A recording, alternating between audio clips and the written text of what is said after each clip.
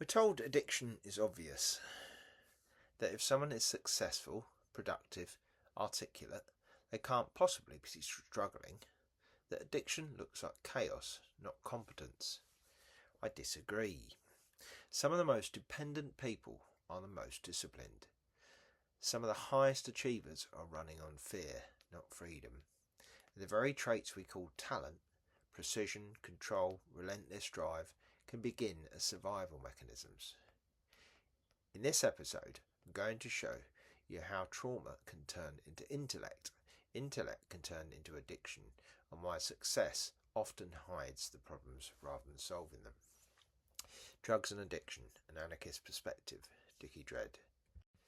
This is part 21 of the video series and chapter 2, Childhood of Fog, and this is the penultimate part in that chapter.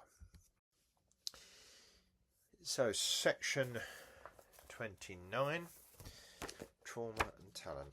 And yes, I forgot to get the book open. Trauma and Talent.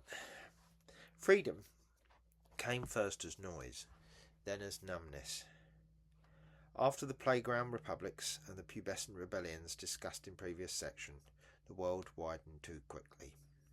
Every open door led to another threshold, volume, velocity, vibration. The discipline I'd learnt at home didn't disappear, it just changed costume. Hypervigilance became my first craft. While other kids learnt arithmetic, I was already calculating tone and distance, reading faces like dials, turning myself into the room. That early precision, born of fear, hardened into a skill. Later, when I met science, it felt like recognition. Data replaced danger. Calibration replaced caution. Measurement wasn't curiosity, it was control disguised as clarity. At university, the method met mania. After years balancing the home front with the chaos of mates and music, I mistook excess for freedom. I drank to feel alive, studied to stay respectable, and teetered on the line between brilliance and breakdown. The institution tolerated madness so long as it produced results. I delivered papers by day and staggered home by night. When the road and the squats appeared, I swapped theory for experience. Punk gigs, warehouse raves, sound systems pulsing through the fog of speed and spirits. The rave was collective therapy, communion through distortion. Harry later wrote that addiction is a response to a disconnection, not a moral failure. That was us, disconnected, but together in the noise. Then came my first son, and a new kind of promise. I swore to be present, to break the lineage of absence. But present is hard to keep through haze. Intoxication always arrived first. I loved him fiercely, yet the bottle always waited. The quiet inheritance had simply changed shape. Work continued, awards arriving like apologies. Professional success became the perfect disguise. Colleagues saw precision, I saw panic. Mate reminds us that we become what we needed to survive. I had become efficient, articulate, admired, and internally aflame. Eventually, the body refused. Hangovers turned heavy. Focus fractured. And... sorry, that's putting me off. Beeping. Focus fractured, and the illusion of balance collapsed. I came close to losing everything. Job, family, self-respect, even my life. The answer, predictably, was more control. I quit overnight. No drink, no drugs, no relief. I replaced chaos with ritual.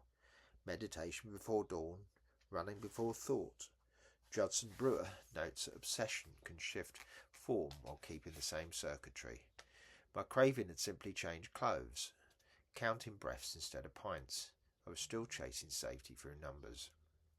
Yet that same precision carried a gift. The analytical mind that once dissected experience began to understand it. The scientist turned inward. I saw how the measuring child had become the adult observer, studying addiction not as pathology but as pattern. Lisa Feldman Barrett's work explained it. Emotion is prediction, the brain's attempt to regulate uncertainty. I'd spent a lifetime trying to predict the unpredictable, to measure away fear. Awareness dissolved some of that urgency. when the static quietened, curiosity returned without panic. I could still count, but I no longer needed the numbers to feel safe. Precision became empathy, a subtler measurement, one that registers pain instead of suppressing it.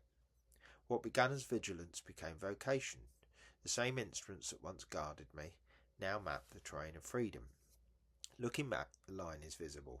Vigilance into intellect, intellect into addiction, addiction into inquiry. The gift and the wound were always twins.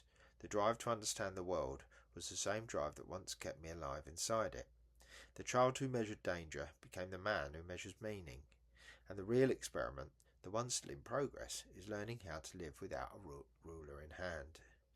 But no experiment stays in the lab forever.